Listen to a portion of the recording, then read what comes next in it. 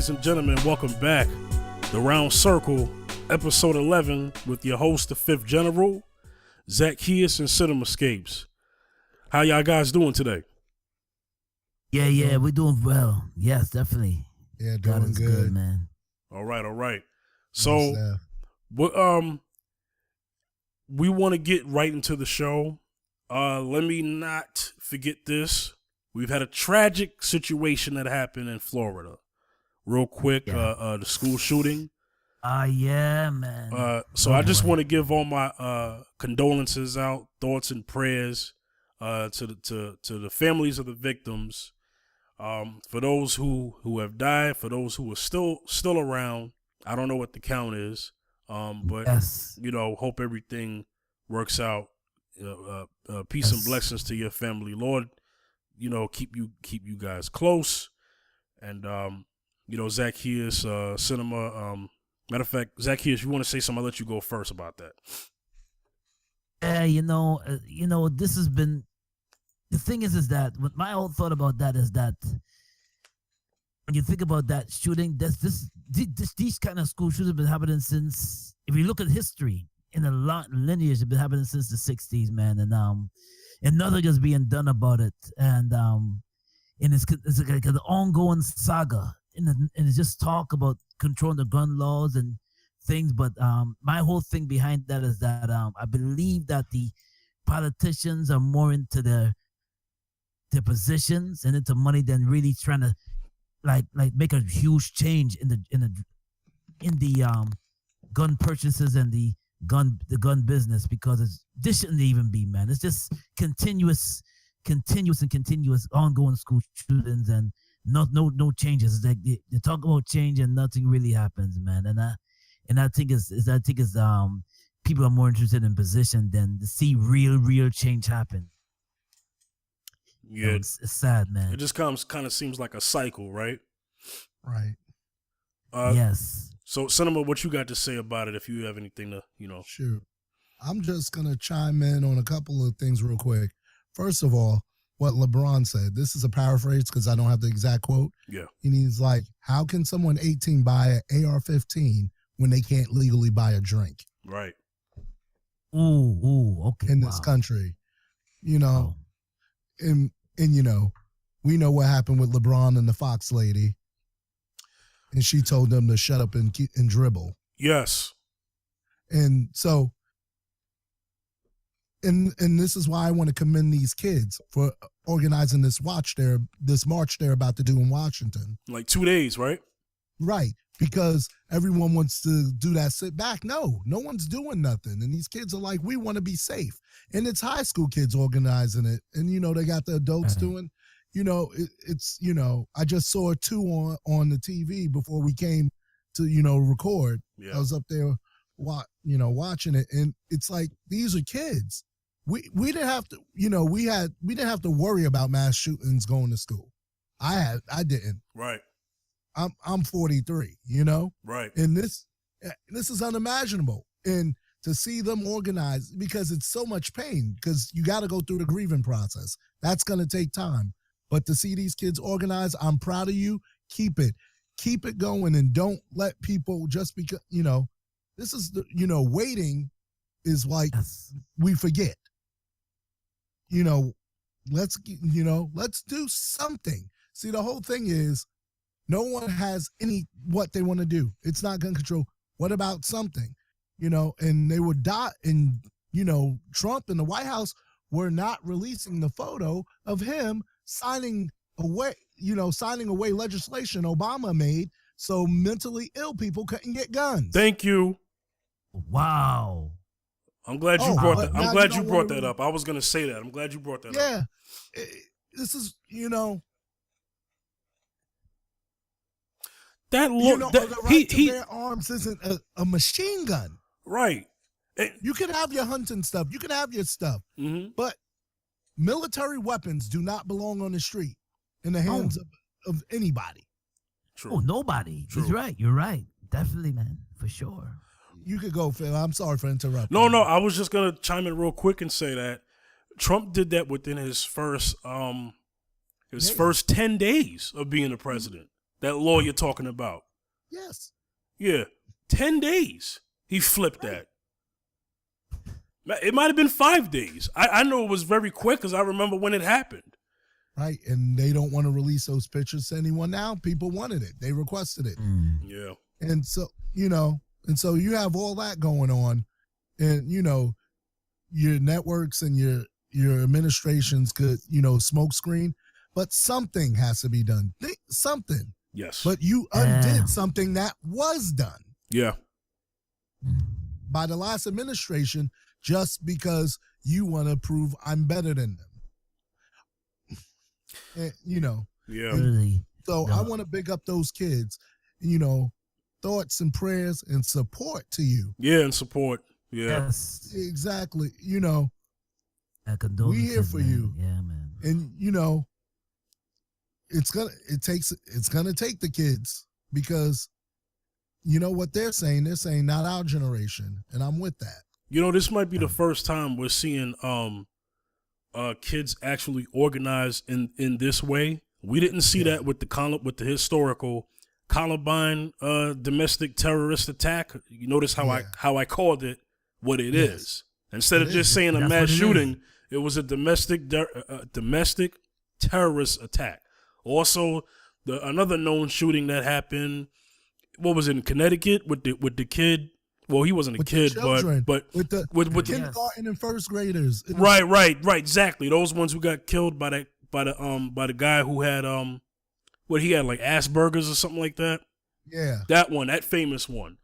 So this is the first time that I'm hearing that I'm seeing kids, mobilize like this. And they have the support of the parents because these are mothers and fathers. These are the sons and daughters of the mothers and fathers. So it's going to get that support. And the narrative, I would say with these kids, is that what the narrative that they should control is that the narrative is, do you care about kids or do you care more about automatic guns and access to automatic guns? The kids are not saying ban all guns so that there's no guns and there's no right to bear arms. The kids are saying on school property that shouldn't be there. That's what the kids are saying. That's the narrative that they have to control, because what's happening is the other side is painting a broad stroke or going to an extreme and saying, oh, so now you just want to take everybody's guns. Nobody said that. No one's ever said that in this argument. And that's a smoke screen. That's the big wig checks, and we know who. And so Yep. And so, these are the things. I'm going to say this. 99, Columbine was the first modern mass shooting that set all of this off. Yes. And if something would have been done there to make an example, we wouldn't, it became glamorous. The movie the guy who shot up the movie theater. Yeah. There's been so many. And then let's just talk about shootings in general. Yeah. That aren't mass. There have been 18 school shootings this year. Yeah. 18. That Can you believe that? We're not even talking about mass shootings. Yeah, you don't, right. You're just talking about moments and events that have happened where there was somebody who gotten shot. Yeah. Right. Yeah. In scary times. Right. Chester, right here. How many times? Because my mother works in the Chester school system in PA, and we live in DE, Delaware. And I get a text, we're on lockdown because something shooting outside of the schools. And it's only February. Right. How about that? Teen shootings? Yeah. And if we started talking about lockdowns, about shootings around places or school closings, right, because there was a shooting in the area, right, there's that would be a lot more. Right. So, yeah, you're not going to stop everybody from getting illegal guns. Yeah, we know that. Yeah, we know that. But there's people, if you put a deterrent there, the deterrent works. Well, especially if the guy makes a threat on social media saying that he wants to be a professional school shooter. You can't ignore that. You know how many things? They missed like 4 or 5. Well, I'm not going to say 4 or 5, but a few red flags. Major. Yes. Over and over again in this case. And that's what's coming up. And, you know, some parents were asking for them to fire the head of the FBI. That would be the second time in that quick. Yeah, man. It's the things that you ignore, man. That's, you know, Mueller you don't just take it got serious. there. You know, I hear you. So you know, let's, you know, follow the money. Follow the money. Always follow the money. Always follow the money. Why does the Bible say the love of money is the root of all evil? It didn't say. Amen. Didn't say money. Right. The love of money. Ain't nothing wrong with money. The NRA. The NRA. The love of money is a fruit of it because there's money in guns. There's money in selling automatic weapons around the world, legally and illegally. There's money. Why do you think they got gun runners as much as drug dealers? And so, yeah. Go ahead. Do you think the big wigs are gonna do anything to change the gun laws and anything like that? You think they're gonna change, or they just interested in filling their pockets up in their positions? Can I answer that real quick?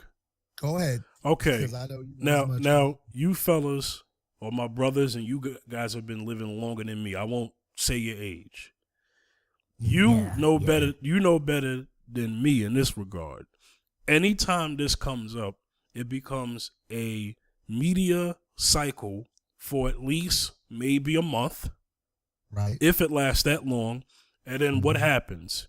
We go back to what? Business as usual. Yeah, because something else will happen, and then that'll become the media darling. Well, they're already talking about what's happening right now with the whole Russia, with the indictment in the Russian scandal with the election. That's being talked about more. It's getting to a point where some media are talking about that more, so it's going to overshadow the kids thing. This happens every time. It goes into a cycle. The cycle is the Democrats and the Republicans argue about what to do about it. The Republicans defend what they're not going to do. The Democrats say what they should do. There's nothing in terms of policy comes about when this happens. But we can go back to a particular time, and I'm going to spend maybe 2 or 3 more minutes about this, and then we're going to get into our topic about Black Panther real quick. Okay.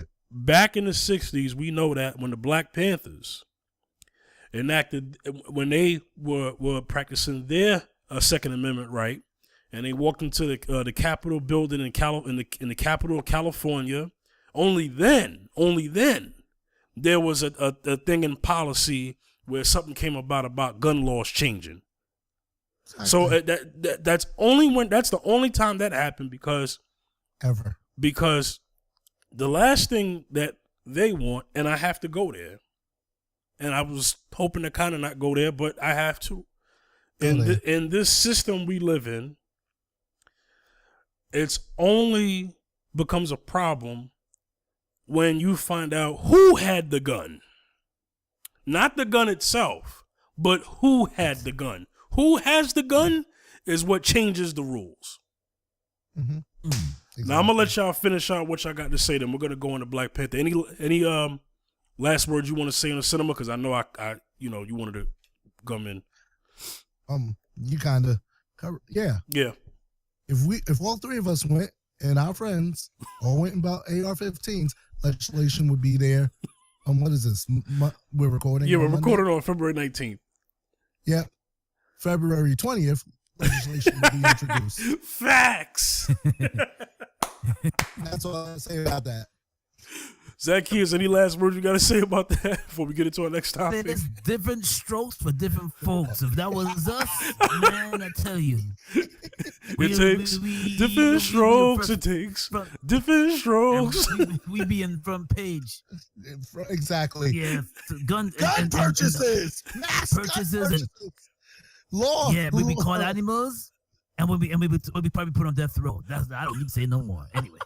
No, they're getting those things out of our hands as quick as possible. I don't think we'd be living. I think we would see the fastest legislation with the fastest effective immediately. They'll pass it in an hour. And then it'll be effective Wednesday. Yo, they'll pass the Senate in 30 minutes, and then past the house in another 30 minutes, if that. Got that right. Matter of fact, it won't even need. It'll be an executive order signed by 45 himself if that happened. You know what I'm saying? They wouldn't even. All right.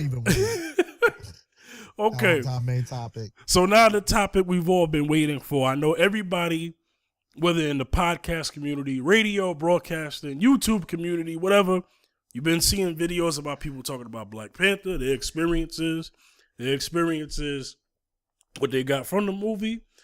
Some of the controversial things that have happened in the movie or in the movie theaters, because there are some stories. I have a story to tell.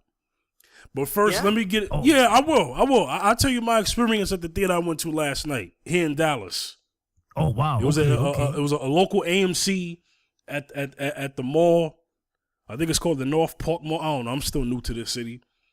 But I'm going to put them on blast. So, first question. Did you guys like the movie? Zaccheus, you go first. Yeah, you can hear me loud and clear. Yeah, I enjoyed the movie. I enjoyed it was action packed. Mm-hmm. Man, it was so action packed that the kids enjoyed it. Man, I mean, superhero movies, kids can enjoy that too. Families can enjoy it. If you like action, the drama was good. The whole storyline was great. There's a lot to learn. I took a lot from it. There's a lot to learn, and we'll get into that too. We'll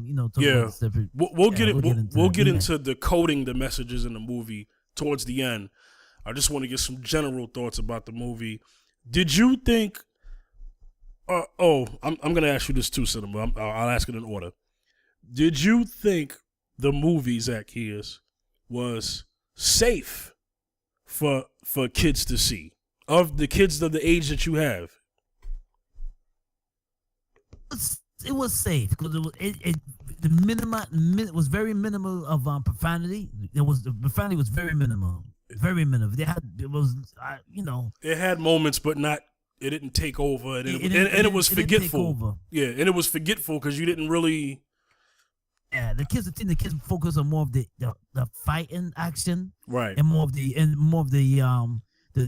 explosions and that's like I said before, the combat fighting. They focus on that. Was more because it was very there was a big, very colorful pictures for kids my age to see that. So it was good. It was definitely. I think it was kid friendly. I just think it was nothing to feed their eyes for. It was definitely for adults and definitely for kids to take in too. So yeah, it was good, man. Okay, Cinema. I had to ask Zaccheus that because he has kids of his own. Cinema. What did you? Okay, so did you like the movie? What were your first initial thoughts of the movie? Elaborate on that. Like, did you like it? Was there anything? Oh, was there anything that you didn't like? I'll let you get into that at the end, and then I'll let Zaccheus get into that part about what he didn't like. First of all, I thought the movie was great. Okay. Spoilers, obviously, because it's labeled. Yeah, spoiler warning for those who haven't seen it. Spoiler. It was this director. He's only 31. I mean, very well put together film. Yes. Accurate to the comic, not exactly, but enough. Yes, true. But enough. I didn't want Killmonger to die. We'll get to Killmonger in a second. We'll get to him. But that's not like a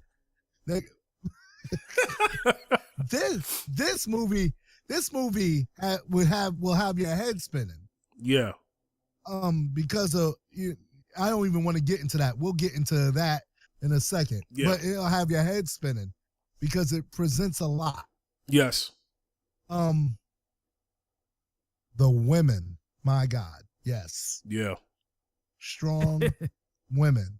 Oh my gosh. Yes. Smart women. The general and Levita, yeah, of course. Yeah. There was some star power in here. You got Lepido, and then you got Denied from The Walking Dead. So then you got Angela Bassett. Angela Bassett as the mother. Oh man, yeah. You know, Forrest Whitaker. You and then you had the brother from Get Out. I thought that was interesting seeing him in this movie. I was able to see him in a different way. Yeah. Not in the sunken place. Right. He was. Yeah. He got the heck out of the sunken place. He done got out of the sunken place and went to Wakanda. He done got all the way out. Yeah. Very good. Very well put together movie. Yeah. And if you stayed to the ending, like I did. Right. The credits. Yeah. Oh my gosh. Yeah. Not just the UN scene. Bucky. Yes, at the end. Yeah. I was wondering, where the heck is Bucky? Because yeah, I figured we would see him because no, but I'm saying last time we saw him, he was in that chamber. Yeah, he was. The lab. Yeah. And I'm like, oh no, Kilgrave sees Bucky. It's on.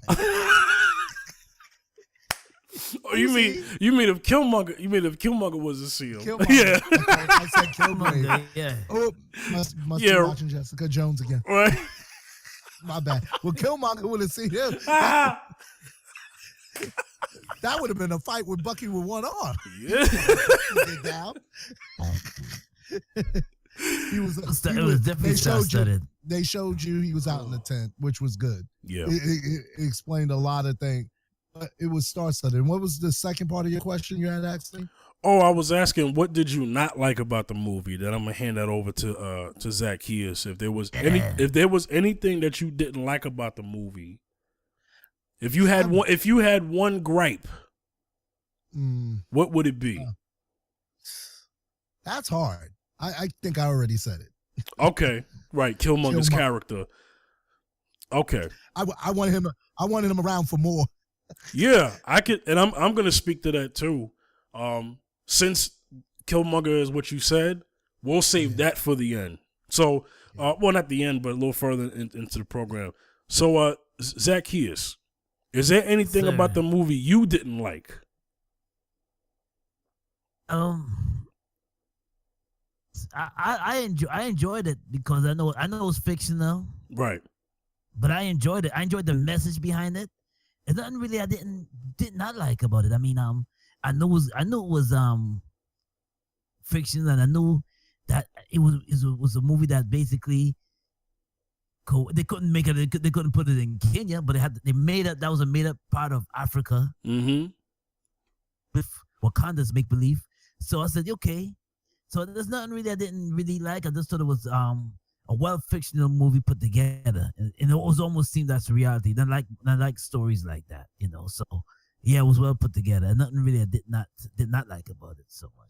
Yeah, I would say I didn't have so much of what I didn't like about the movie itself. I liked the movie overall, but there were just some things that I wish would, like Killmonger's character. His character, I want to analyze his.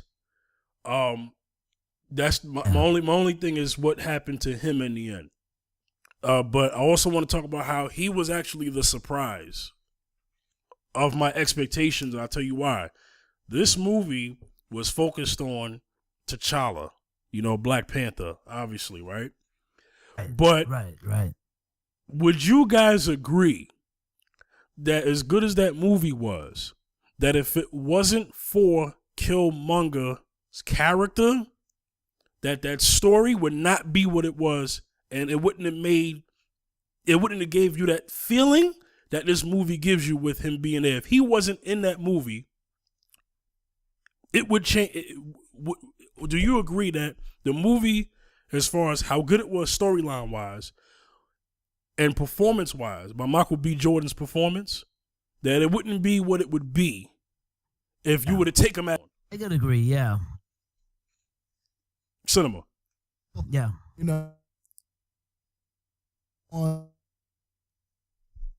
was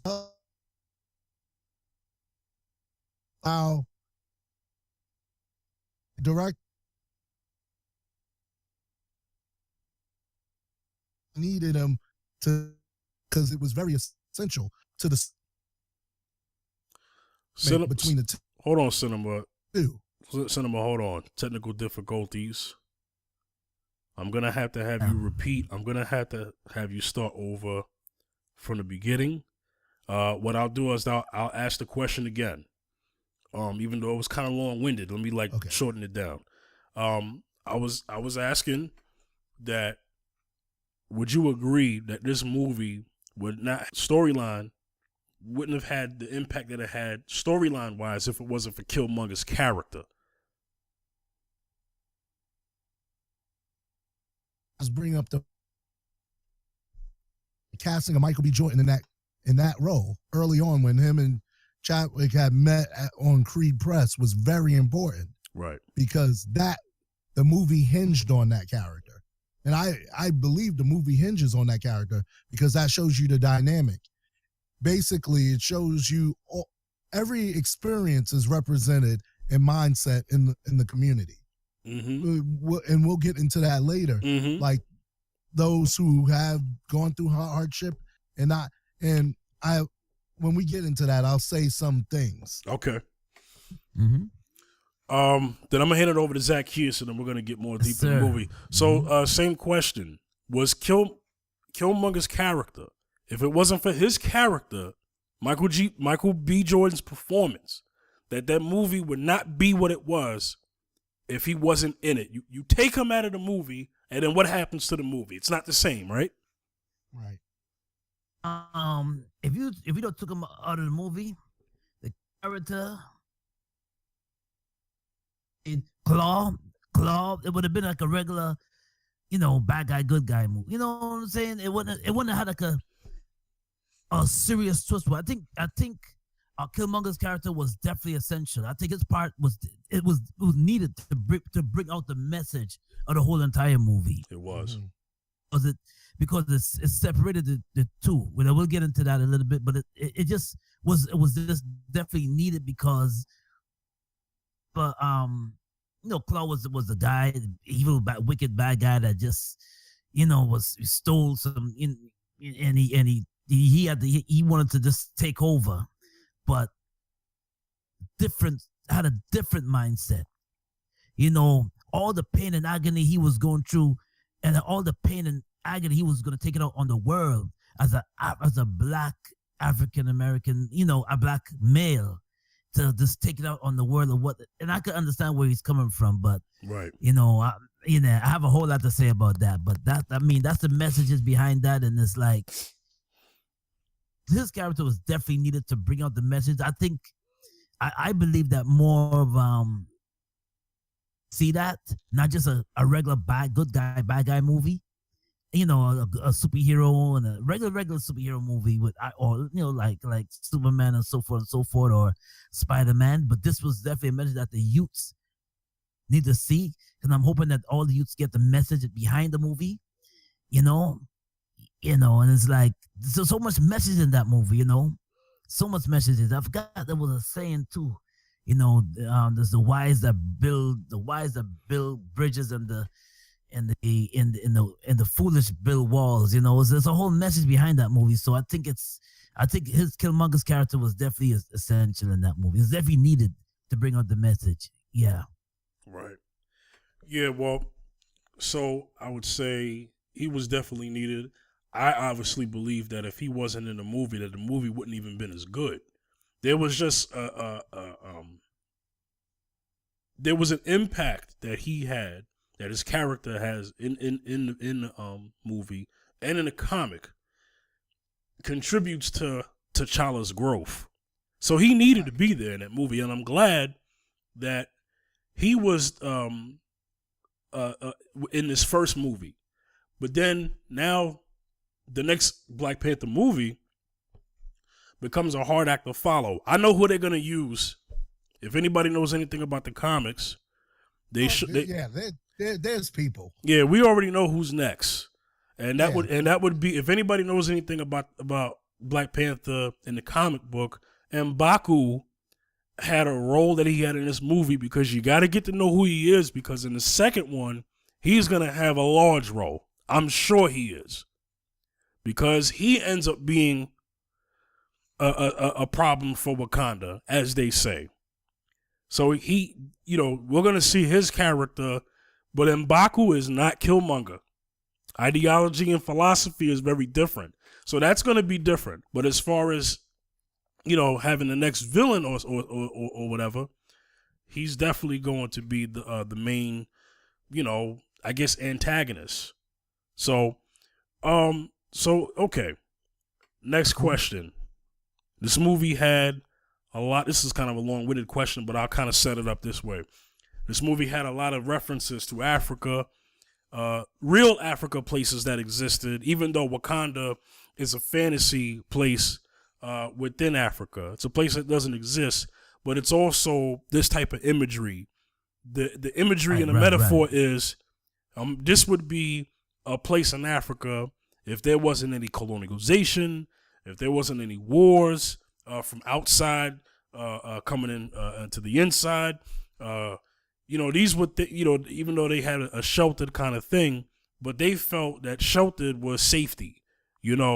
So that also gave that kind of view, because we all know in the real world, every country of Africa except for Ethiopia had historical colonialization. There's not a place in Africa, and a lot of people don't know this, because they think because they see a country of black people, full of black people, that they think that white supremacy doesn't exist there. Oh, it exists there. All you got to do is check your past history and your present. Okay? Yes. So Wakanda was kind of like its own utopia. Okay? A fictional place, but on a real continent.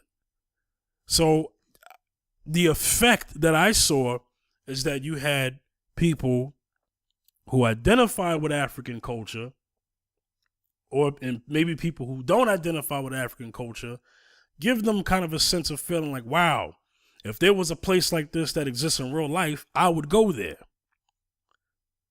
That's what I kind of saw. So, question. Zaccheus, I'm going to have you take this first. Who can better relate to this movie culturally?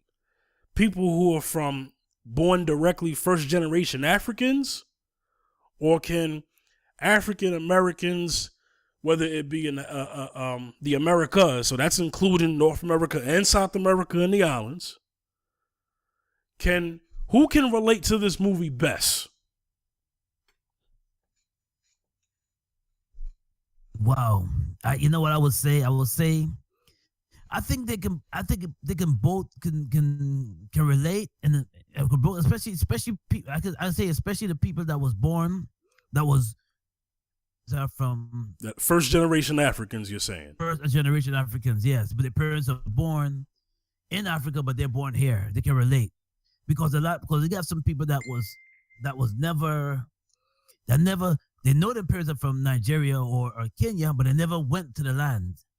But in a way, they have the American experience, the full-blown American experience of being born, and when it comes to struggling here and being poor, coming up in the housing projects, and getting that struggling feeling here, but not being able to get the same kind of feeling that they have back home in Nigeria, or back home in Kenya, or back home in Liberia. Different feel, different kind of struggle. And what I got from that, I look at the transit. I'm like, wait a minute. So, the character himself. And I was looking. I said, wait a minute.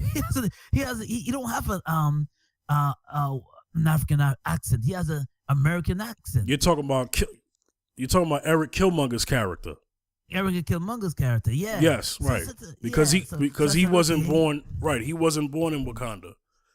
So yeah, you were saying that his experience was different. But his parents. But his father, yes, his father, yeah, but not his mother. Born there. Yeah. Wakanda. So in a way he was like, he felt that he was forgotten. Felt that he was not. He didn't feel a part. Felt that. This is by struggle. He wants Wakanda to feel like, well, this is the struggle I came from. This is the oppressors that in my country, in the U.S., I feel that there's a lot of oppression. There's a struggle in the ghetto. There's things that we are not. In other words, the economics in the on our side, the wealth is not on our side. Cross our T's and dot I's compared to our white counterparts in the U.S. We don't have that experience of where Wakanda now is royalty. Wakanda has the sources, the resources to and they just keep it within the Wakanda area. You heard what Black Panther said. He said, "Listen, this is I'm the prince of this country. I don't know about the rest." So his father kept with that same mentality. They only take care of Wakanda and that's it. But and so Killmonger's character was that this is a bigger world out there. His character is like, this is my struggles. Thing that you have. So I think both can relate. I think the both can relate to it. But I think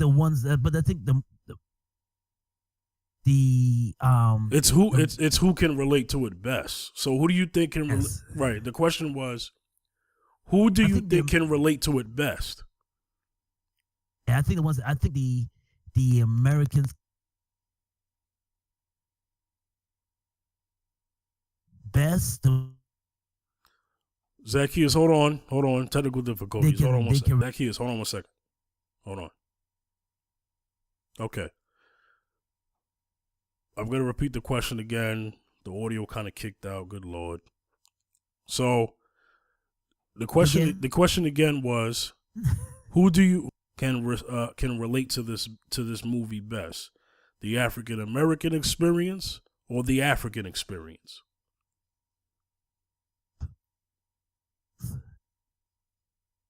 I say, but between the experience of the Wakanda experience, yeah. So both in a way. And in Africa, they have your struggles. I would say both, though. All right. Good Lord, the audio was janky there. So they still didn't get your answer. So I'm gonna have to have you repeat that one more time. Real quickly. Yeah. Real quickly. Okay, go ahead.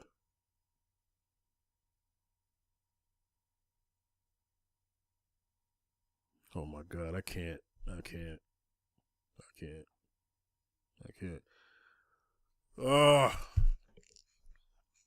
Sorry, ladies and gentlemen, trying to do this. We all live in remote locations, and sometimes this happens when you're doing stuff over the internet. I apologize. Zaccheus, one more time. We need your answer. The audio did it again. Who can relate to it best? African Americans or Africans?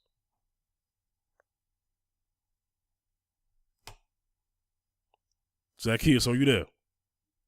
I think you went to check something real quick. Okay. All right. So, Cinema, we're going to get to you then. I'll get back to him. Same question. Who do you think can relate to this best? Okay, this answer has a few layers. Yeah. First of all, in this country, we weren't taught about colonization. So we weren't educated. So most of us thought, Africa was just jungle. We didn't know there was cities and things of that nature because it wasn't depicted that way. Right. I know people from Africa. They didn't get educated about slavery. They just were taught Western culture. They didn't know about the struggle. Mm-hmm. So you see a lot like, in the Black Lives Movement overseas in like London, because they see what happens now because of social media. The movement over there about America is, bigger than what's over here in some places. Right. Because they say it's not fair. I say, I see it as an this movie kind of educates people of the other, or who's on the other side. Right. Teachable moment. It's a teachable moment. Yes.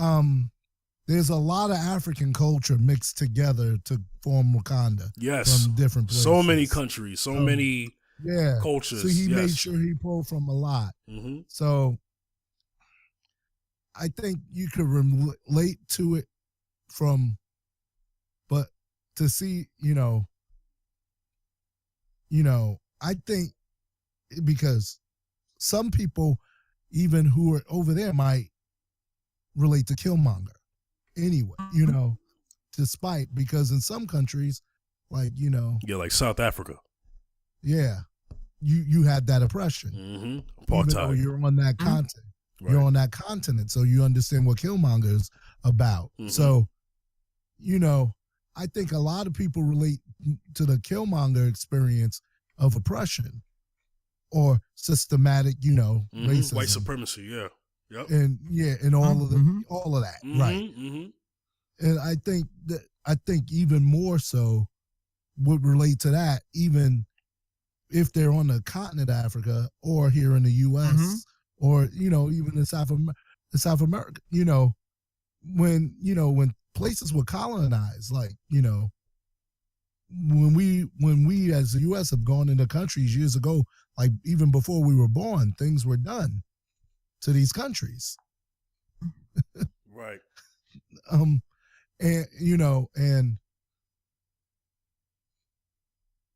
and then there, there's people sheltered. I'll say this, like Jay said, the house ninja to the field ninja.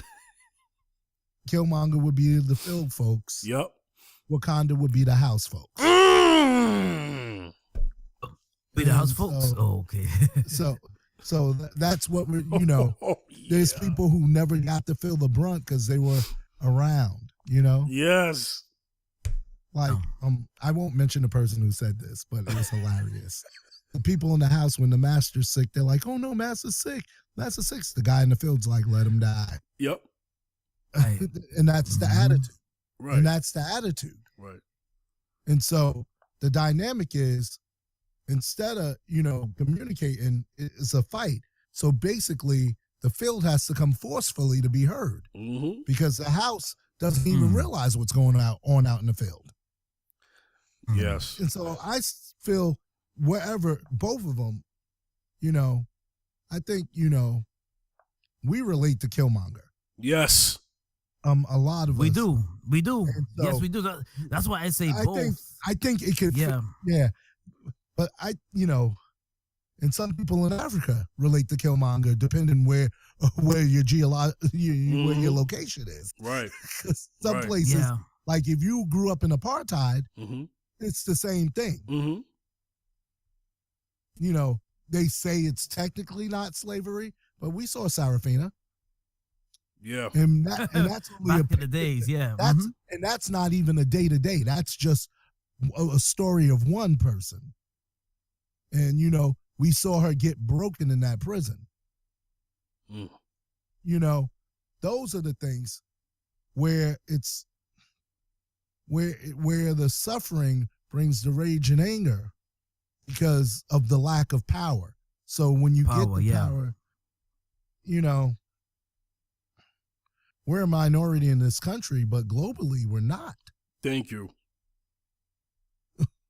Seriously. So, yeah. So if the 1% is just screaming and telling you something, and you're just getting, it's a lot. And so, even in the house, they feared what the 1% are doing. They kind of have an awareness of what they were doing, but not an experience of it. And instead, the ones that were in Wakanda drew back and stayed to themselves. Yeah, and didn't reach out. So to answer the question, I feel, since it's an American-made movie and the culture isn't exact, I would feel a little more toward that, because since Wakanda is fictional, but it's good to and culture and stuff, but it's showing around the world. It's killing globally, even more so than it is here. This film, and in Korea, they wore their traditional garb to give respect to the cast, not like African garb, but their own garb of their own culture. Wow. To greet the cast. And that's what Chadwick said. In Korea, they wore their Korean garb. So it's bringing a sense of pride around the world, and like bringing the world smaller. It's a message that's really needed, because people don't see you in a light until they see something they don't know. And like I said, a lot of it was ignorance, a lot of American ignorance toward Africa, which is a shame. My brother-in-law's from Nigeria. I've been over to Nigeria. There's cities and stuff there, and somebody was coming out their face, and I'm like, what are you talking about? Mm-hmm. Don't believe what's presented. Yeah, Lagos is a city. In has Nigeria. Restaurants, has, everything. And high rises too. Right. And so I've been there. High rises. Then I went out to Port Harcourt, because that's closer to the village where my family is. And the village isn't a village with huts. It's a house. We were watching soccer on TV in the house. You know what I'm saying? Right. I was there for a funeral, and seeing family and stuff. But it wasn't what was presented to us on our entertainment. And I think that's purposeful. Like when they made Bruce Lee wear a mask on the Green Hornet, or be subservient to the Green Hornet, like his butler, the messages of TV and movies and stuff, and how we should see things and what things around the world are. And, it's really, it's really interesting. And so I see that, with that, I see this movie breaking a lot of that down. And exposing things to people who've never done that. Yeah. Yes. Continue, Zaccheus. Zaccheus, go ahead. And I, you know what? I think it bridges the gap between the foreign blacks and the U.S. blacks, so they can see basically that. Listen, we have. It's almost like this. It's like similar struggles, but it's a different. And because our experience here in the U.S. is it's a different government. It's a different government, different economics. We don't lack the. We're not connected to certain resources, or we're not plugged into the wealth and riches. We have to fight to get that, or we die trying to get it. Right. Where when you go to Nigeria, or you go to certain places in Africa where emperor to see a black man sitting on the throne, and the government is run by black people, and you see we do have the resources to help each other and to build each other up. And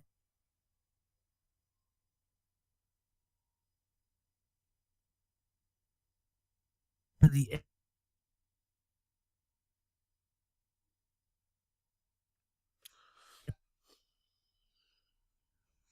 view.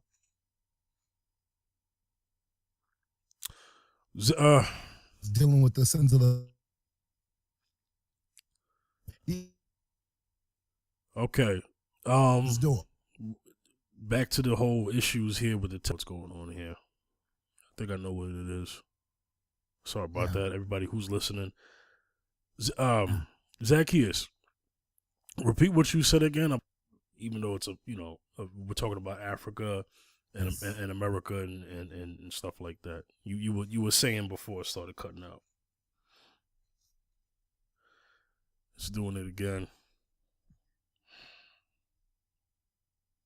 It's doing it again. Zaccheus, you there?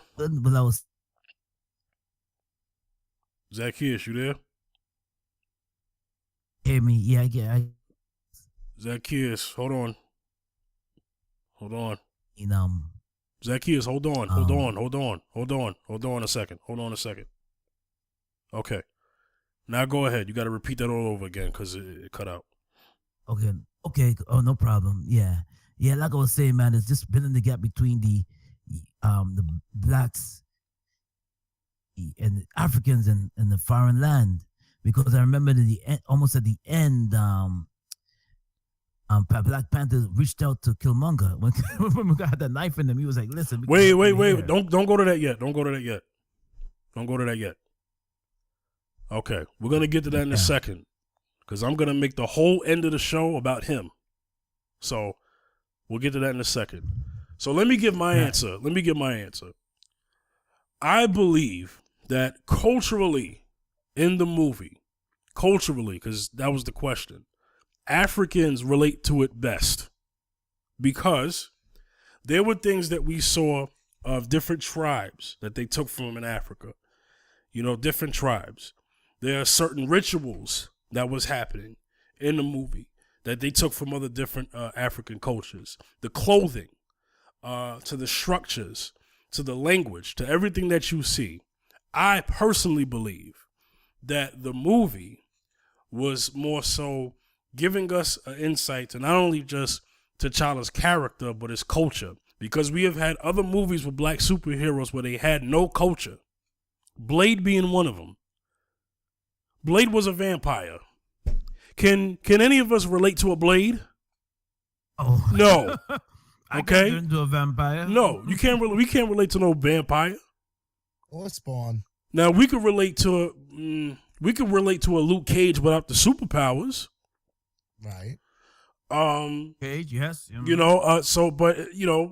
But we can't relate to a vampire. There are plenty of people who I guess from Africa can see themselves as a T'Challa, maybe.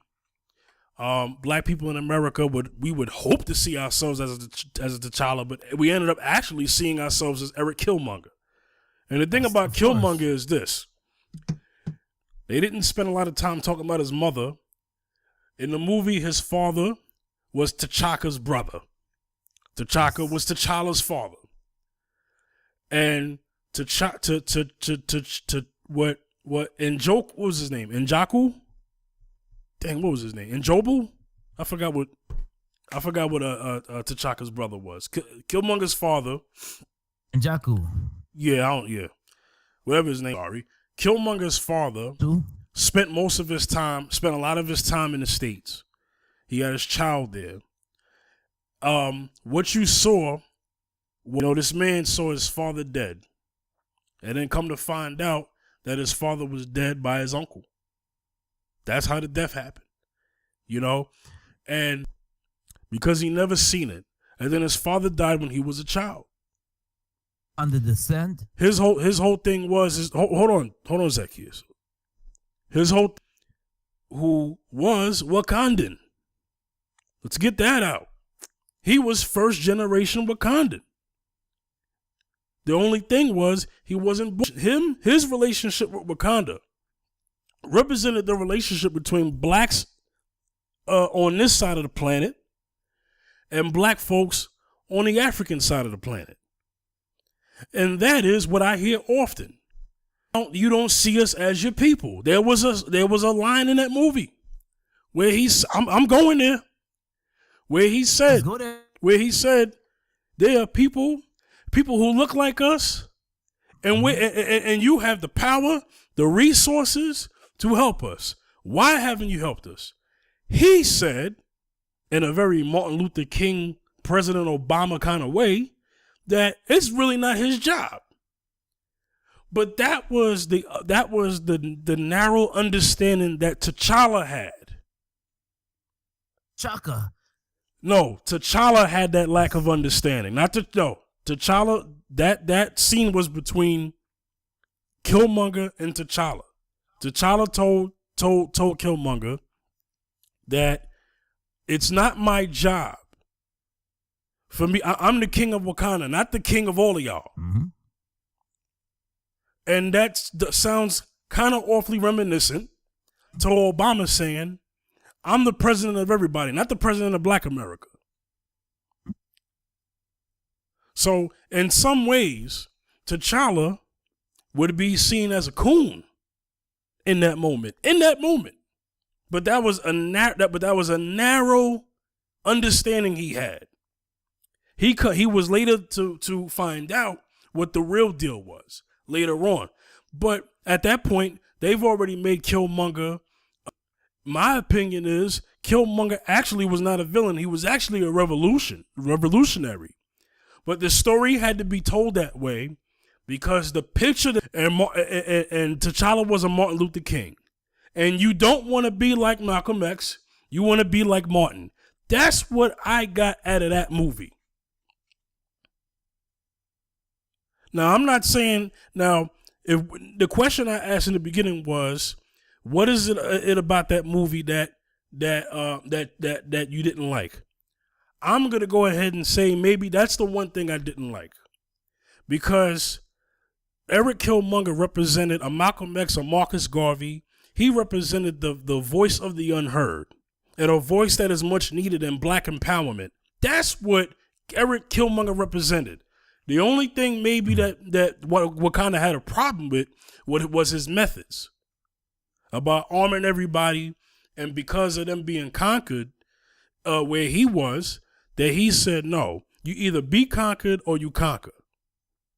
That was the sentiments that he'd agreed with. So his ideology, they made that villainous. But his background, to me, was not villainous. He was more of an anti-hero. If anybody knows anything about X-Men, he would be like how Magneto is, and then T'Challa would be more like how Professor X is. Right. So I just wanted to I kind of held that in because I wanted to make sure we got more towards his Killmonger's character and what I understood of it. Let me get back to these questions. I just had to get that out there. Sorry. So, okay. Now, the one thing I want to ask you guys, right? This movie made a lot of money. It's going on this is February 19th while we're recording this. It's going to go on 300 million. 300 million in box office. They project that before the week is over, it will reach 1 billion in profits. This movie is predominantly Black casted. Okay? There were a lot of people out there, white supremacists, who were very upset about this movie.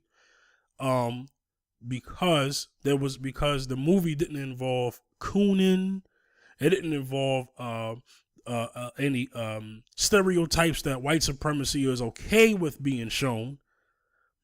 Right. Hello. Now, I'm not saying this whole movie was full of Black empowerment, but it wasn't your typical thug rapist kind of thing. You know, even with Killmonger was a very well educated man. Very well educated man. He knew the dynamics of what he was talking about. That's for sure. Right. So here's the thing. This movie made a lot of money, but it wasn't produced by Black folks. Nope. Vivica A. Fox, I'm getting to my question. I'm sorry. Vivica A. Fox said that she wants Marvel Studios, Disney, to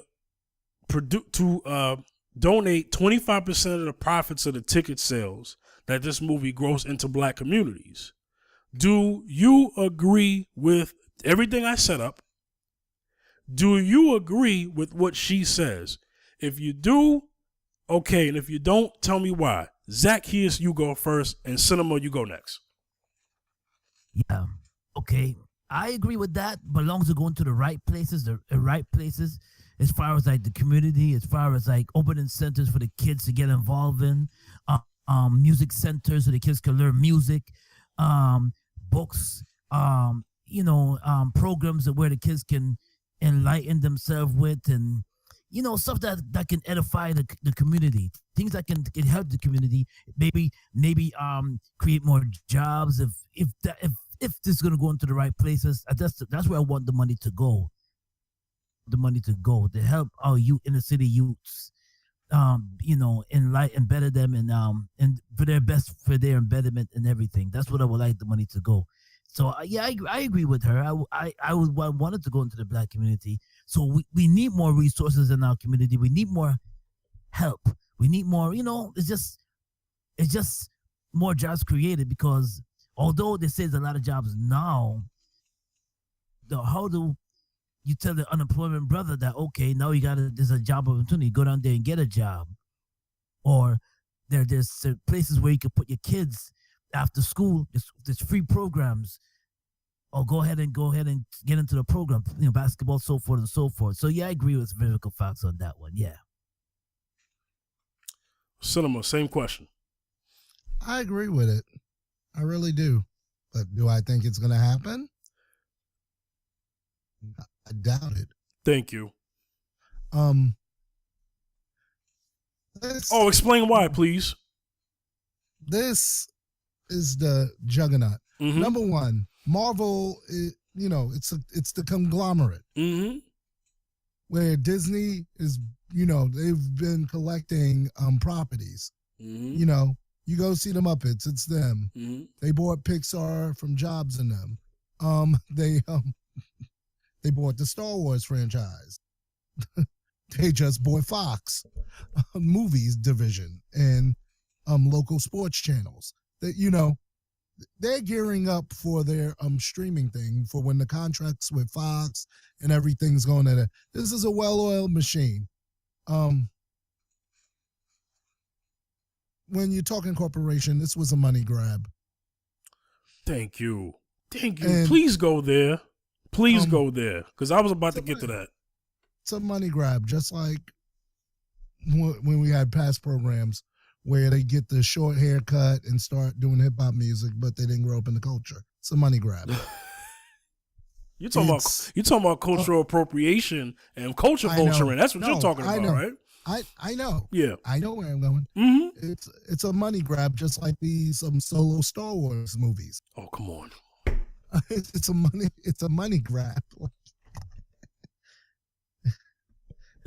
So you think it's it's a money grab because they've paid the people, they've employed them. If it's not yours, you don't get to call the shots on it. Speak on it. As much as we love it, as much as good representation. Yeah, I got tongue tied. As much as that's on film, we'll enjoy it. It's a benefit to us, but it ain't our ship. It's a shame that when what's that? 12 days. What's Birth of a Nation, my brother. Birth of a Nation. Oh, come on, go ahead. But I'll commend black people because they'll go see Tyler Perry. Oh, come on, keep going. That's black owned, so I'm not mad at that. Oh, no, break that. No, brother, please break that down. You have to break. Don't leave that. Break that down. Break down why Tyler Perry movies gross and Birth of a Nation doesn't. Please break that down. Number one, of course, yeah, we know why. Number one, we enjoy being extra.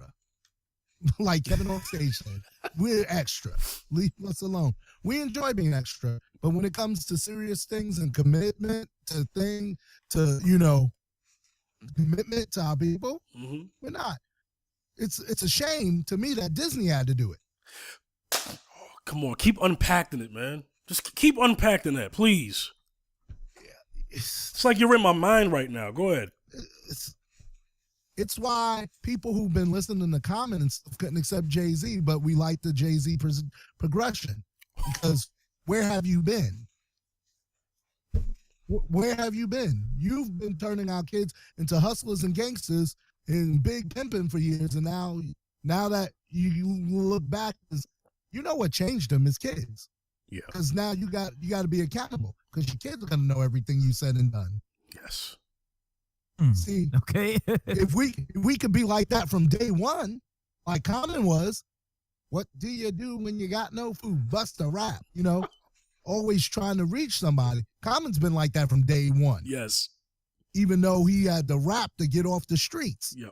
He was rapping to get cash. He was homeless. He'll tell you that. Mm-hmm. And then from Can I Borrow $1 to now, Common has been a consistent rapper. Can we agree on that? Yes. Most Def been and Talib, Yes. Black Talib Star. Kweli, Yes. yes. Yes. Yes, yes. Guru from when he came out till he died. Nas for the most part, yeah, another one. Nas for the most, but Nas always had something conscious on there, even if commercial track Mm-hmm. that he did as singles. Yeah. So he didn't really abandon it. No. Right. So this is what we're saying. Good. Welcome to the party. We'll enjoy. We'll benefit from it. Mm-hmm. But man, it would have been nice if it would have been us. It would have been nice. So Vivica Fox is just dreaming about that. It's not going to really happen, right? Yeah, but It was a proposal. Yeah, it's a proposal. It was the proposal, but realistically, I'm sorry, I don't mean to cut you off. I just want to say real quick, it was proposed. But what I want to say to Vivica is this, and what you just said, Cinema. When you're not the captain of the ship, you don't tell it where to go. And what I want to tell Vivica is that same support should have been from movies from the ground up, like Birth of a Nation, because Birth of a Nation was originally produced by us. Now, what ended up happening later on to put it in theaters was a deal that was made between Nate Parker and Fox. Okay? Right. Then that, 20th Century Fox. Then that put it in the theaters. He almost accepted the deal from Netflix. So Birth of a Nation was almost a Netflix movie. Right. Okay? But he wanted it in the theaters. I wish he would have made a deal with Byron Allen's company, because then that would have them resources would have definitely been recycled. Yeah. But what I want Vivica to have this same passion and attitude when it comes to black produced films, because that's what we could do. And like you said, Cinema, it wasn't us, but it would have been nice if it was. And this is the reason why I said what I said, because in other cultures they do that. If you know anything about Bollywood, any money that goes into the Bollywood industry goes back into India. K-pop. Same thing with the Chinese film industries, Korean industries, Japanese film industries. Yeah. All these industries all these industries, movie film industries and their own Hollywoods, it goes back to where it came from. It doesn't with us. That is the problem. Black people have been making everybody in the world rich except for ourselves. That's got to change. Yeah, and I would say for the marketing genius of Disney and Marvel Studios, they know what black people consume. They're not stupid. Yeah, they're New Line Cinema. Mm-hmm. That's under that banner. They know black people go to movies, but what are we going to go to the movies for? Exactly. The conglomerate is the reason why you saw this promoted so heavily. Birth of a Nation, I barely saw a commercial. Barely. And that turn is real. Mm-hmm. Mm-hmm. Right. And if Spike didn't have but 12 years X, right, but 12 Years a Slave was promoted almost every second when that movie came out. And that's what I was about to talk about. You saw 12 Years a Slave, 12 Years a Slave, 12 Years a Slave, but who made it? Thank you. And see, but if you who made The Butler? Yeah. Anyway, as an independent artist, I think this is the most frustrating thing. You make good art, people recognize it, it's quality, right? But then it sits there because you don't get support, because you'll respect a total stranger and not even support someone you know. And I got autographed CDs and stuff from local Christian rappers who I probably couldn't get an ounce of support from now. I got the proof I spent the money on y'all. I've always support. Viv. Yeah. All of y'all. Yeah, because I was there. I support. Yeah. I support. I went to see Black Panther at midnight. Because it's like, okay, if it's there, I'm gonna, it helps. Yeah. I don't care who does it. See, what happens is, this used to happen in the Bible. God would send this guy. I don't want to go. He's gonna send somebody else to do it. Yeah. And it might not be the desirable person. Oh, I like that metaphor. Unpack that more. Okay. let's talk about Josiah. He tied up with the other king of Israel that was doing evil. And God sent a secular king after him. And he said, I'm going to fight with him. He said, if you fight with him, Josiah, you're going to die because the Lord sent me, whether you believe it or not, even if I'm, whatever I am. And Josiah died, teaming up with that dude because the Lord had to send an unsavory dude to handle business. It happens. It's happened in the Bible a lot. And so if something needs to be broken, or something that needs to be done, it'll happen. And you might not like the vehicle who's done it, but there was somebody else who probably could have got the rights to it years ago that didn't move on it. Yes. There's somebody who had the idea for a Black Panther movie. Blade did. On it years ago. I'm sorry, not Blade. I said it wrong. Wesley Snipes did.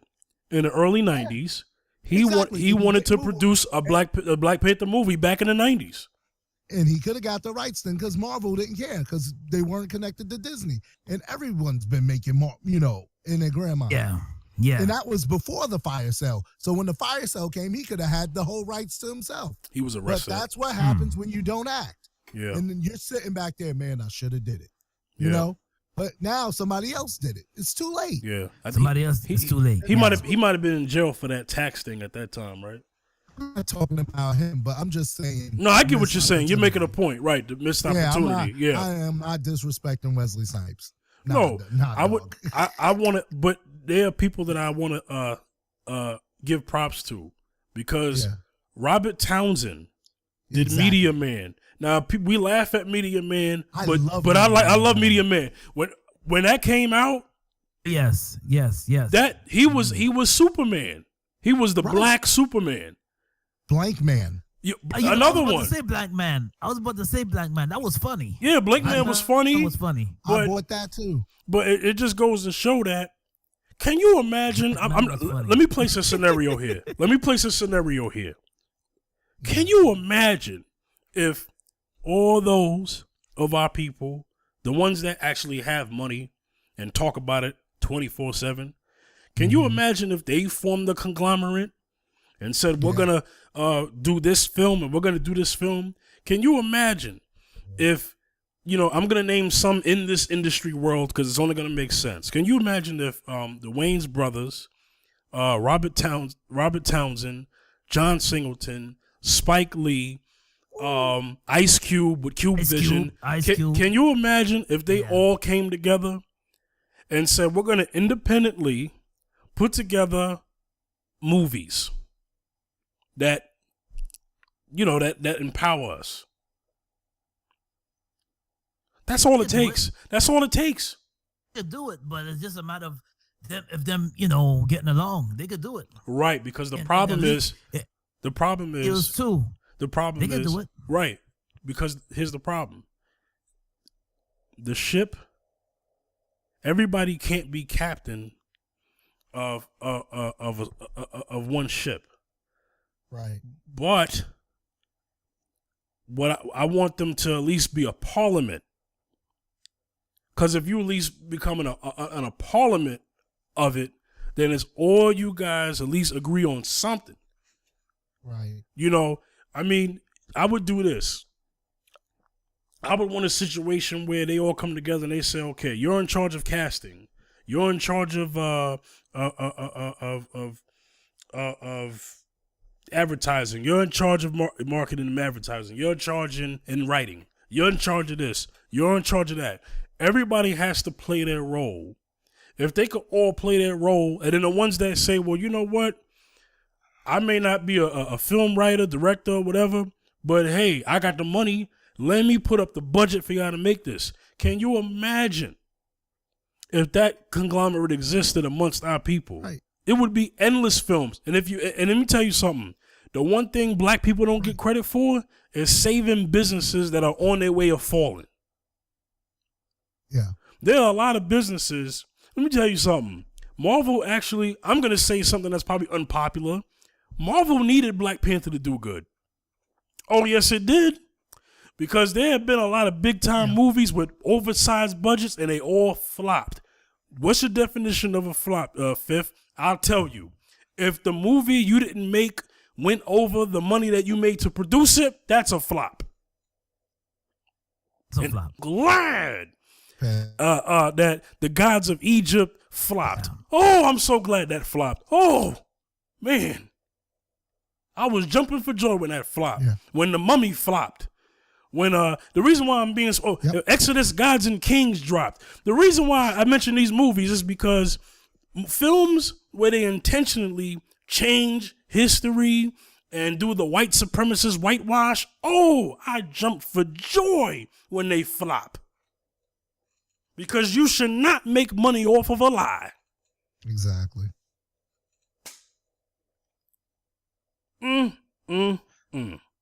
Exactly. So, okay. Oh, and Go yeah, on, go sorry. ahead. Go ahead. Zaccheus, go ahead. You haven't talked for a while. Go You ahead. haven't talked. Yeah. Yeah, did the movie The Passion flop? I don't know. No, that did not flop, so I can't say that. Boom. And since it was independent, all that money went back to Mel. Don't get that movie did not flop at all. That movie, And that's why Hollywood was mad because nobody got a cut. Oh. That's what happens when you're independent. If you blow when you're independent, that means nobody else gets a cut. Hey, Right, I got a you know, question. you. I got a question, Zaccheus. What was your movie theater experience? Because there was a situation in Baltimore where a movie theater canceled screenings of Black Panther, and they had to reimburse people their money back. And there were also reports that the tickets were being mishandled as far as you say you go in and you want to buy Black Panther, and then you get a stub for like Den of Thieves. So what happened was that they wanted to kind of, there were situations where the ticket sales and the box office reportings were being sabotaged. And then also the movie theater experience where you had certain people protesting against the movie. You also had situations where people were going into the movie theaters and the movie theater wasn't clean. That was my experience. I'll speak on that. But what was your experience, Zaccheus?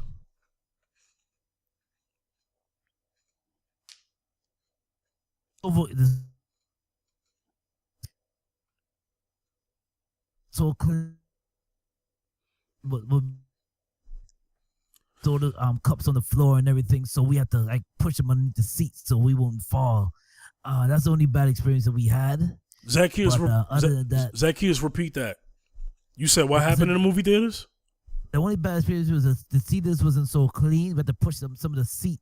We had to push some of the cups underneath the seat that we were where we were trying to sit underneath the seat so we wouldn't fall. You know, I mean, man. So the movie theater was dirty. Yes. I'm gonna get to cinema. I'm gonna get to you in just a second. I want to unpack this. When was the last time you went to the movies before Black Panther? Ooh, what was that last film? Zaccheus. Star Wars. Zaccheus. Yeah. Where you at? Yeah. Okay. What was the last movie you saw in the theaters before Black Panther? Let me see. And let me see. We seen. I think it's me. We seen. Was it a romantic? It was a kind of. It was like a little drama. I don't think the kids was with us at that time. Tyler Perry film. I try to remember what I did see. It was a while ago. Let me see. Okay, just name it. Just name it. Name anything. I want you to name 2 to 3 movies because I'm about to make my point. Okay, we saw Transformers together a while back, right? We did see Transformers. Okay, we saw that together. Was the movie theater dirty? Well, the movie theater was clean. Okay. Was clean. Yeah. Did you see Justice League in the theaters? No. Okay. Cinema, let me get to you. Yeah. Did your theater experience in Black Panther? Hold on, you dropped out for me for a second. Yeah, what was your theater experience in Black Panther? Cinema Christiana, spotless. We dropped popcorn by accident, but okay, it wasn't dirty when we got in. But it was clean. Okay, That's positive. Thank God. Yeah. Okay. Then I'm gonna have to go to me with this. Here we go. I went to an AMC. And I'm here in Dallas now. This is where I live now. The North Park Mall. AMC, I think it's called AMC 15 North Park, whatever the heck it's called. Okay. It's on, dang, what's that street? I'm forgetting the street, but anyway, those who know anything about Dallas know what I'm talking about. The theater was filthy. Wow. Filthy. Okay? It's assigned seating. A lot of these movie theaters these days have assigned seating where you have to buy your tickets and with the seats, then go to the seat that you bought the ticket for. The movie theater had popcorn, bags, cups, all these cups and the cup holders, stains on the seats. It had nacho cheese things all over the place. I mean, the theater looked disgusting. I mean, you would have thought, you would have been like, Lord Jesus, I think they got rats. I mean, it looked that filthy. I thought I was outside. I'm not even exaggerating. And when you walk out of the theater, they had a box where all of the people put their 3D glasses where they're done. That was on the floor, knocked over, scattered. There was 3D glasses all over the place when you walked around. There was stuff on the steps, drinks, all this other stuff. Disgusting. I said, they look like they ain't cleaned this theater in days. But let me tell you what, it was dirty in there. But when I went to go see Transformers, it wasn't dirty. When I went to go see see, I don't go to the movies a lot these days. What did I see? When I went to go see whatever movie before that, it wasn't dirty. When I went to go see whatever movie before that one I saw, it wasn't dirty. And then the movie that I saw before that one, before the other one, it wasn't dirty. The point I'm making is that me and other people have been sharing their experience about how the movie theaters that they went to go see Black Panther in, for some reason, for that movie, and they ain't been to that theater plenty of times, but for some reason, when they went to go see Black Panther, that movie theater was dirty, filthy. That is unacceptable. That is unacceptable. My cousin's wife said that the movie theater she went through to see it. It didn't even start on time. The movie theater light was on the whole time. They turned it off. Oh my goodness. Then they turned it back on after somebody made a complaint and said, "Yo, dim the lights." Then they didn't have it on. The sound was janky. I mean, people are talking about their experiences with this movie. Call me a conspiracy theorist, but I believe that this movie had sabotage written all over it when it came out. And think about it, Cinema and Zaccheus. This movie isn't even produced by black people. It probably would have even been even worse if it was. God, this is a Marvel Disney family film. Yeah, thank you. When The Incredibles 2 come out, you won't see a movie theater that dirty for that movie. Oh, if this gets back to Disney, you know how Disney almost was pulling from theaters because of stuff. This ain't... You want Infinity War? Well, let's just say that movie theater will not get my business again. I'll go to another one. Exactly. Because I paid like 18 and change to see the movie in 3D for that. Dang, and it was filthy? Yes. Jeez. That shit. Man. Disgusting. Everything else was clean. The bathrooms were more clean than the actual theater. Goodness, that's bad. No. Oh man. And I know some people are probably hearing this thinking, oh well, nah, the only reason why it was dirty because the people who left it. First of all, every movie that I've gone to, It's normal to see people not throw out their trash. I'm not giving it a pass, but it's normal to not see people give out their trash. But what's not normal is when you say you're in the process of cleaning the theater and then you ain't in there. You done had the last showing before that was like about a good 2 to 3 hours in between that. So what the heck was your excuse? That means you let that thing sit there for about almost 2 hours without being clean. In that direct auditorium. Because they had Black Panther in the IMAX. It was like that was like a 9 o'clock show. And then the standard show was like a 10:45 show, but that was in a different auditorium. But the 3D one was in that auditorium. And the one before that, the 3D show on the Black Panther was like, it was already like a breaking period of like 2 hours. So my whole thing was, what was your excuse? You should have cleaned it.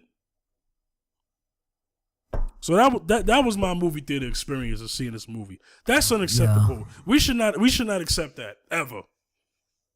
With any movie, really, because you paid your money. I'm not just saying because it's Black Panther. The point I was making was, why is it that when we see these other movies that we don't see that same disrespect, but we see it with this one? Hold up. People went into a Black Panther theater and they put on 50 Shades. What? Yep. No. A report came back. Go ahead. They sat down to see Black Panther and 50 Shades came on the screen. And people were like, what?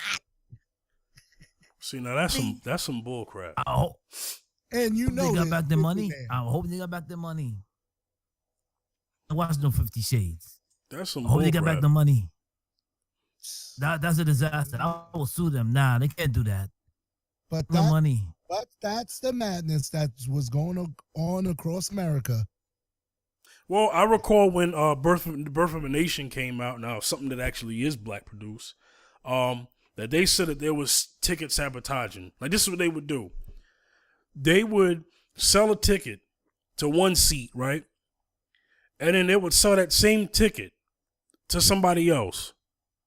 And then now, to a theater that's full. So they're not even telling you it's full. So you have people walking out and saying, yo, you bought me a ticket and somebody else is sitting in it and our tickets are the same? Oh, I'm sorry, we'll fix that. Better. And then I heard stories where the movie was missing like the beginning. Oh, I heard that crazy. That's some crazy news. They said the movie came on and the beginning was gone. Said about a chunk of 15 minutes was gone. Oh no, that's terrible. It all boils down to this, ladies and gentlemen. This is where I'm getting at. We gotta have some Black-owned movie theaters, man. If that's gonna happen, if that's gonna be happening in movies that are Black produced and movies where Black people are predominantly casted in, that shouldn't be happening. That enough is enough. That never happened to me in the Magic Johnson Theater when I was in Cali. Man, I wish we had a Magic Theater here. Shoot, or first incredible theater.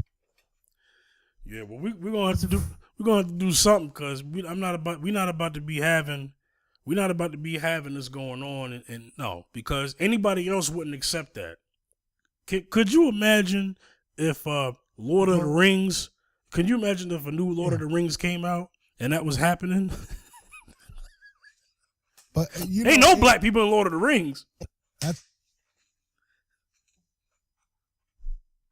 It's not it. But we got cinema. Cinema. We have Regal and cinema. My bad. Hold on. It cut out. Oh, all right. Go back to what you were saying. What I last said was, could you imagine if this happened to a Lord of the Rings movie and this was happening at their theaters? Can you imagine that? Because ain't no Black people in Lord of the Rings. Lord of the Rings or Star Wars. And I said, that's why I end up at Cinemark Regal, because AMC used to mess me up when I was in Ohio. Yo, yeah, there's a couple stories about AMC. AMC at one point boycotted certain films with Black people in it. in certain I remember places. that years ago. Yeah, I can't believe that's just coming to me now. I wish I would have remembered that before I bought that ticket. Dang. Exactly. So next time, Wow. I don't gotta worry about that here in Delaware, but because I got good stuff. Regal and Cinemark both take care of me good. Yeah. Yeah. So Cool. There's a Cinemark here in Dallas. I'll be going to that one next. It's just a little further. It's a little further away from my spot, but it's worth the drive. It's worth it. Yeah. It's worth it. And so, right. If Star Wars, Lord of the Rings, let that happen in a Harry Potter film. Oh, my Lord. Where to find them. Oh, my Lord. That would never happen in a Harry Potter film. You'll be having kids casting spells on them. Wait. Yo. They'll be walking up in there talking. They'll be walking up in there talking about Hogwarts, fool. Hogwarts. Exactly. They be getting jumped, yo. Well, yeah, that's like messing with Bieber fans. You will not win. Yeah. They don't play that mess, man. As a matter of fact, you said Star Wars, right? Man, they'll be taking them lightsabers. I'm gonna use my force and throw you. Man, they'll be pulling out them lightsabers, and you'll see people in Chewbacca masks. Oh, I mean, I'm telling you, they'll be going crazy, man.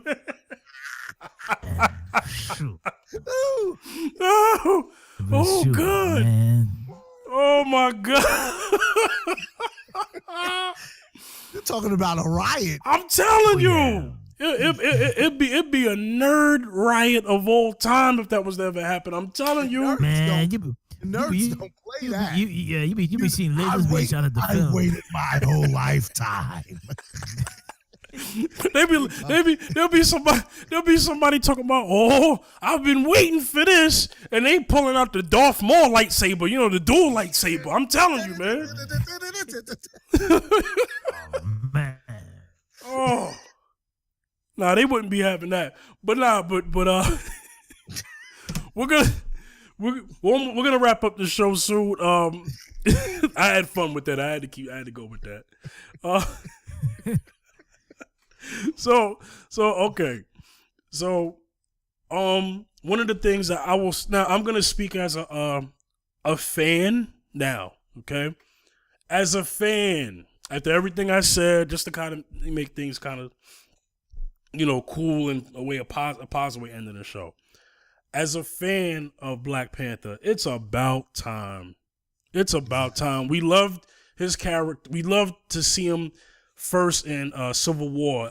One of the things that is interesting about that, it's groundbreaking because his character is so important to the Marvel universe. Okay, in the comics. Yeah. And the one thing about Black Panther is that his character would have been in stuff. It would have been in adaptive films and cartoons a long time ago. But the problem was when he was first created, you still had that really racist climate, and they just wasn't ready for him because he was black. And this is why his costume changed. His costume originally had his face open, so you could see like his nose and his mouth and stuff like that.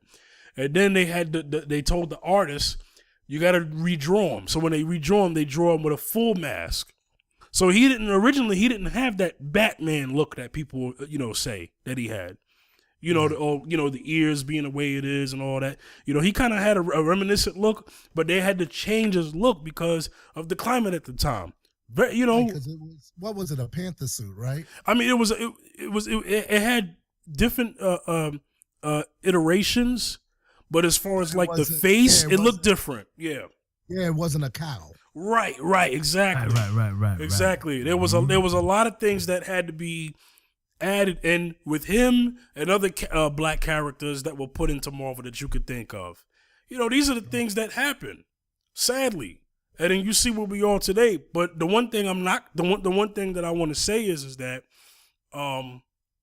at this point in time, that shouldn't be an excuse no more. And like you said, Cinema, you shouldn't have to wait for Marvel to do a movie that's going to fake empower you. You know, what are you waiting for? And secondly, it doesn't just always have to be Marvel or DC.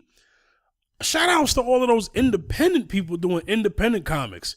There's a brother out there. He has his own comic called Harriet Tubman Demon Slayer. Yeah, Harriet Tubman Demon Slayer is basically the take on Abraham Lincoln Vampire Hunter movie. You know? And Harriet Tubman Demon Slayer, basically, Harriet Tubman is killing slave masters who are basically vampires and all types of stuff. Yeah. I would love to see that in the film in the future. Shout outs to that brother. I hope I got it like that so that we can come together and put his works to life, because I would definitely love to have the sister from The Walking Dead play that version of a Harriet Tubman bodying vampire slave masters. I mean, because we've already seen her swing a sword on The Walking Dead, and she's, you know, weapons in Black Panther. She's made for that role. Mm-hmm. You know, But you know, you have a lot of you've had Milestone Comics got bought by DC at one point, but now Milestone characters are now back to being independent, which was Icon, Rocket, and a couple other characters. I mean, I want to see that stuff come to life. And there's people out there with ideas. If you got ideas, you know. Yeah, all three of us included. Right, I grew up making comic book characters and stuff because I was inspired. So you got ideas, you know, even, you know, can't draw, just make some sketches. You know, start with a YouTube series, copyright your stuff, and get it out there. Yeah. Thank you. I like, you know what? Please speak more on that. Please. Can you speak to people? Can you encourage people going independent? Zaccheus, I'll let you speak on it too, but Cinema, you go ahead. Okay. Basically, you have ideas, you know, going independent is fine, because if you get it out there enough, you know, a lot of ideas were tough and they were out there. There's shows now that started out YouTube series that got, you know, that finally got the push and the backing for them. Mm-hmm. So if nobody sees it, they don't know. I had a friend who has great ideas, but I'm like, when are you going to write this? Do this. This is going to be hot. You know, get it out there, get going, get planning, you know, do a little every day toward it, because it's needed. I know people, you know, there's so many ideas out there. Don't let, you can make, there's so many superhero universes. Yeah. You know, somebody thought of the Hunger Games, Harry Potter, that's out of somebody's imagination. Yes. And it all took them to, you know, even if I can't draw something, write a book.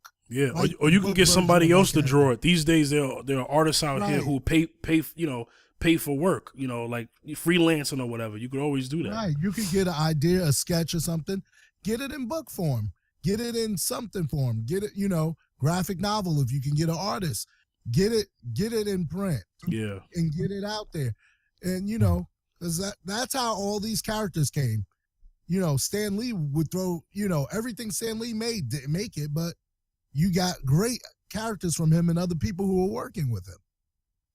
Yeah, like Todd McFarlane, he decided to him and other guys together and form Image Comics.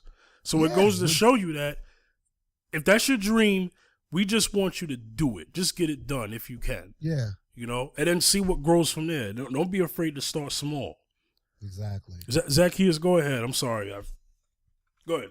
Sorry about that. You were trying to talk about it earlier. You know, everything you got to start from the ground up, man. I mean, even with this story called The Panther, I remember I was reading about how the Black Panther first came about. First, it started in the 1950s as a jungle. They had the white image.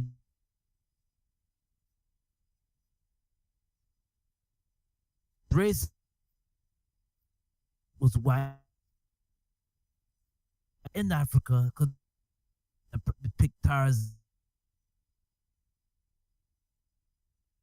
black Panda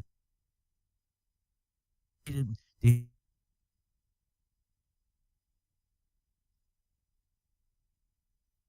comic book is two races, Black Panther, black superhero.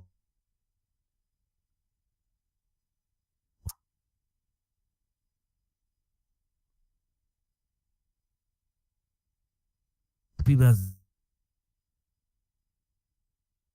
say that you have to start from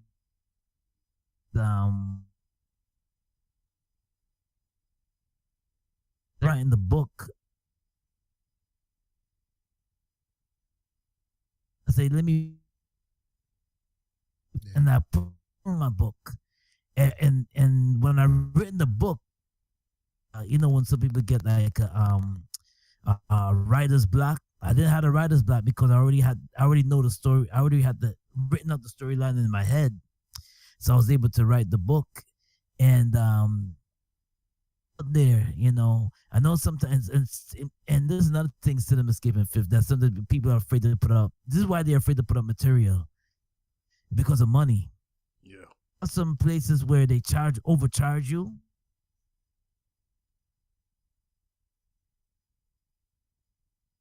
No, or maybe overcharge. Now, it's going to charge me. They're going to charge. Remember,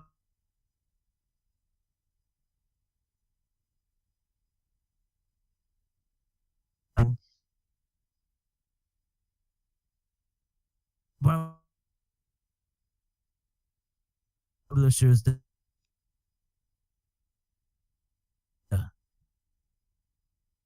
have a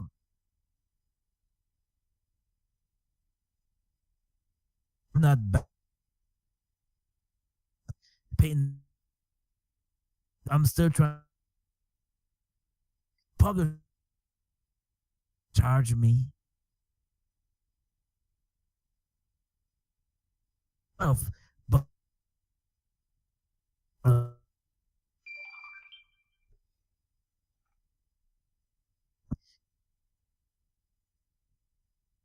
they think about money, or sometimes they don't have the drive.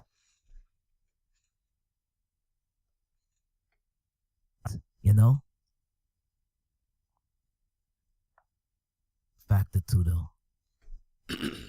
Man. But I just want to put that out there too, because it's a little thing you do is like, oh no, you're charging me $3,000, charging me $4,000. You charge, oh man, yeah, you're like, it's just a thing, Yeah, sometimes you got to pay to get the work done if you're not going to do the footwork yourself.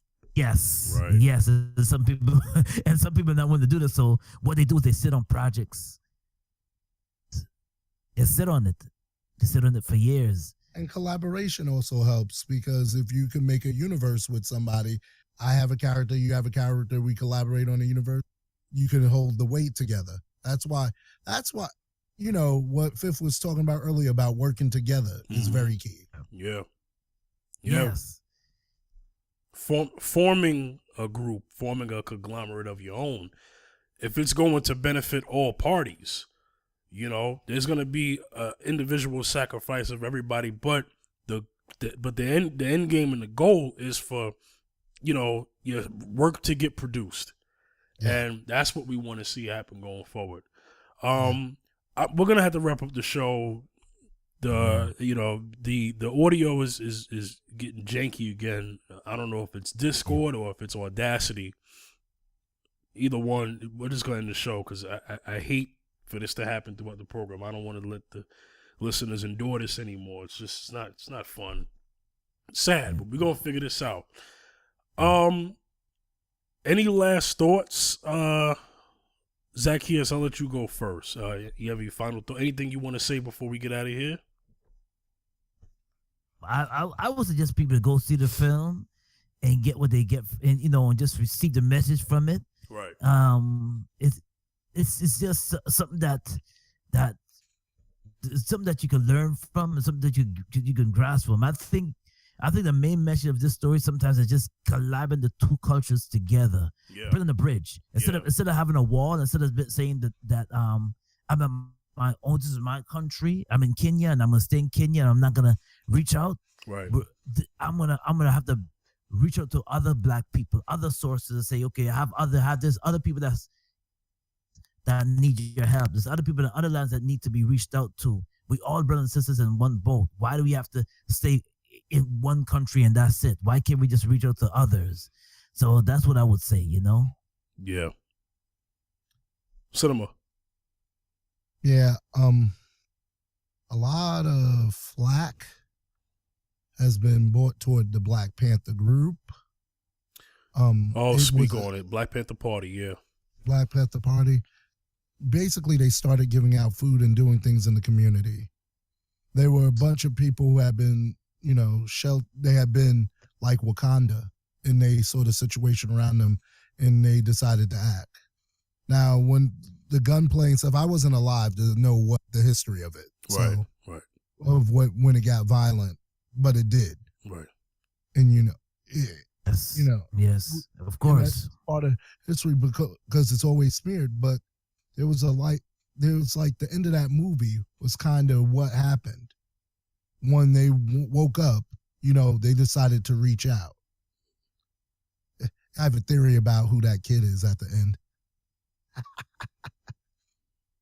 I'm thinking that's my man's son, but nobody knew he had a son. Wow. Say who it is. Go ahead. I thought it was Killmonger's son, the boy who said, "Who are you?" Because he looked differently than the other kids. The other kids were wild, and he wasn't really surprised. And he walks up to T'Challa and says, "Who are you?" Then T'Challa kind of looks and realizes something and smiles, like, "I got another chance." Yeah. Wow. But that's what they did. They used to go in the community, get the places people didn't want, and start the outreach out of there. And that was a nice little tribute that went over, other people's heads who don't know that. My mom said that's how it started. And that's what it used to do. And then, anything our government can't control, they discredit. Yeah. But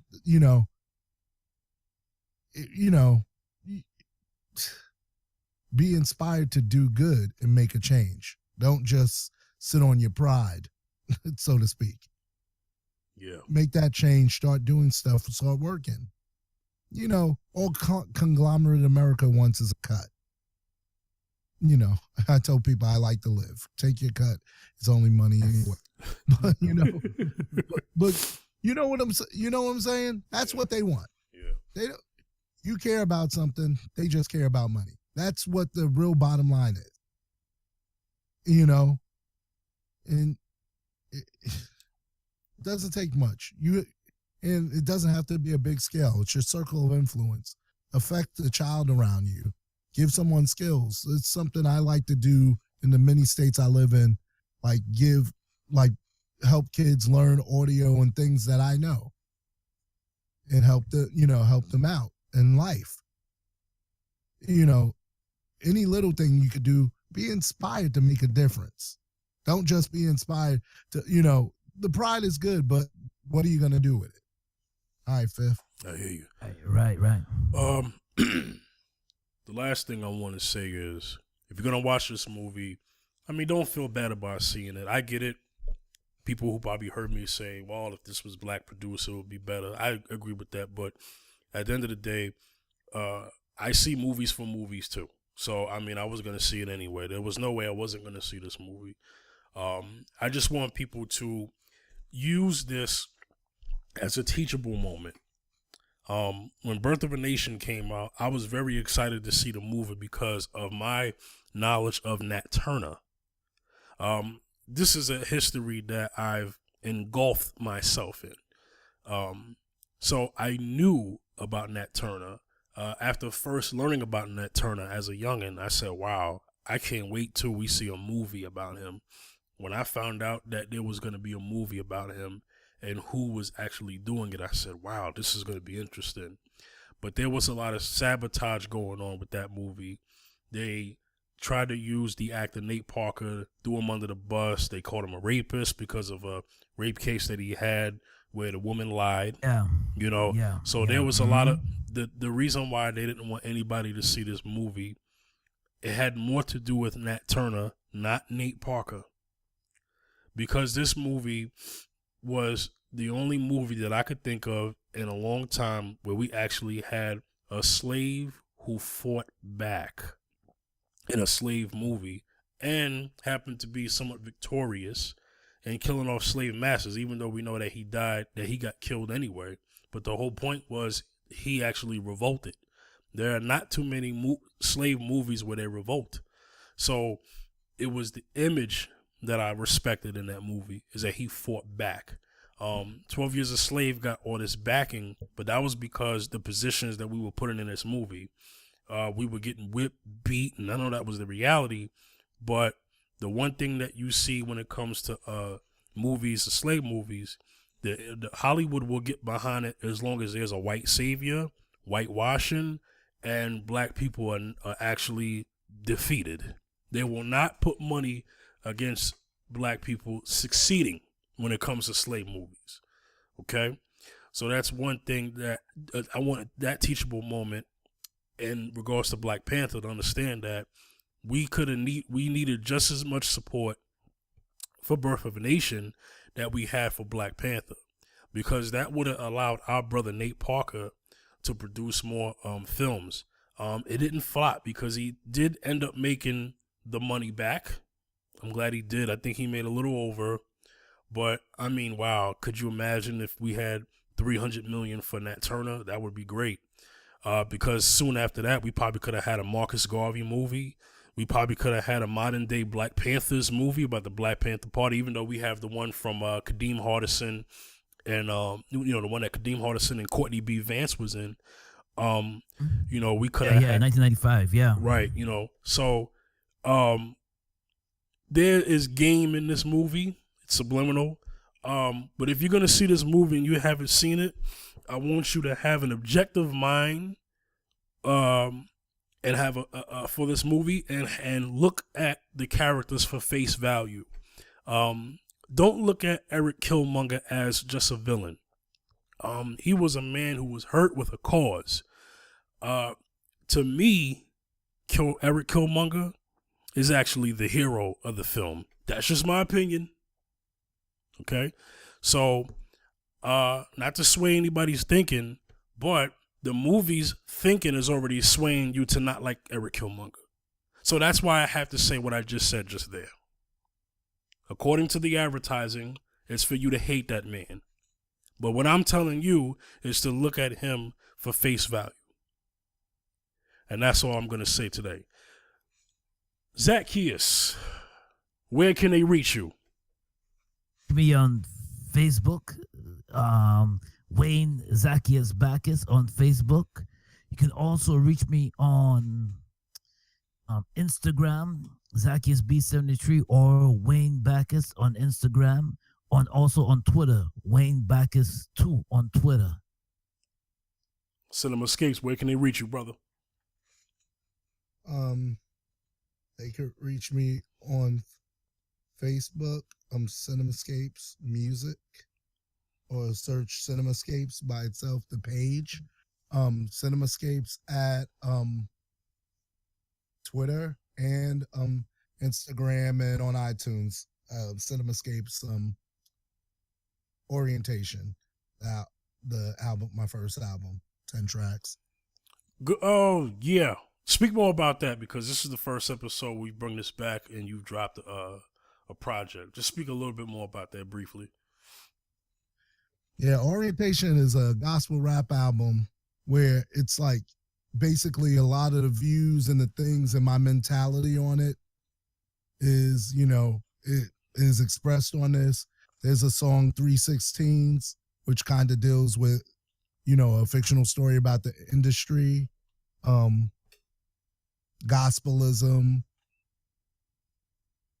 316's Gospelism, and the Genesis, or those 3 tracks are produced by the Fifth General, and then it's just various things where I'm setting a foundation of my belief system, because the next project, which I'll be working on soon, will, go other places. So I just want you to hear the foundation of belief. It's like an orientation on me. Like some things I experienced and some things I see, and so it's just to get you familiar with where I'm coming from. Definitely. Everybody go out there, buy it, stream it. Any way you can, support this brother. All digital media platforms. I was listening to it. Cinemascapes Orientation. Yes, that's right. Yeah. Get it, y'all. So to get at me, at the Fifth General on Twitter, Facebook, Instagram. Once again, that's at the Fifth General, Twitter, Facebook, Instagram. All right. So this is the Fifth General signing off. Zaccheus. Cinemascapes. Yeah. All right. We'll see y'all next time on the next episode of The Round Circle. Peace. Peace. Peace.